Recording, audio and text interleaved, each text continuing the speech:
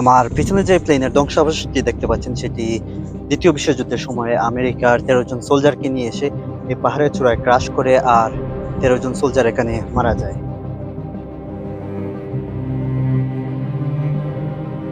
তারা কাছাকাছি একটি রানওয়েতে ল্যান্ডিং করার জন্য প্রস্তুত হচ্ছিল, কিন্তু চারপাশের মেঘ এতটাই ঘন ছিল যে তারা পাহাড়গুলোকে ঠিক মতো দেখতে পারেনি।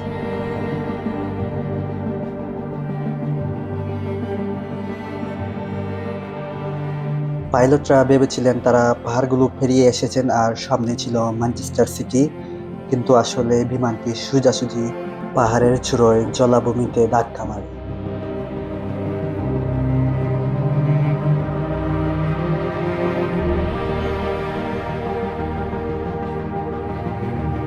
বিমানের ইঞ্জিনের অংশ, ফিউসেলজ, ল্যান্ডিং গিয়ার এবং ডানা, ধাতব টুকরো সব কিছু ছড়িয়ে ছিটিয়ে আছে প্রাকৃতিক পরিবেশের মাঝে।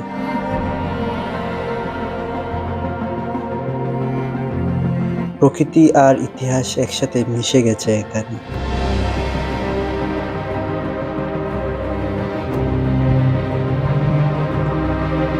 প্রতিটি ধাতব টুকরো যেন এক একটি নীরব গল্প বলে, সাহস, বিস্ময় আর বেদনার।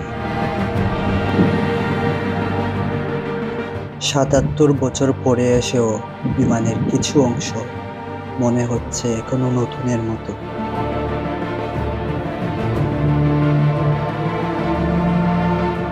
দ্বিতীয় বিশ্বযুদ্ধে এই একটি বিমান বদলে দেয় গোটা বিশ্বের চেহারা, আর সেই বিমানটি ছিল B-29, একই মডেলেরই আরেকটি বিমান।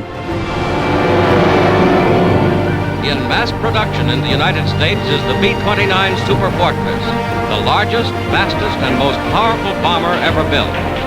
On the plant floor, the Great Plains take shape. এই বিমানের মাধ্যমে ইতিহাসে প্রথমবারের মতো জাপানে হিরোশিমা এবং নাগাসাকিতে পারমাণবিক অস্ত্র ব্যবহার করা হয়, আর যা বিশ্ব রাজনীতিতে এক নতুন অধ্যায়ের সূচনা করে।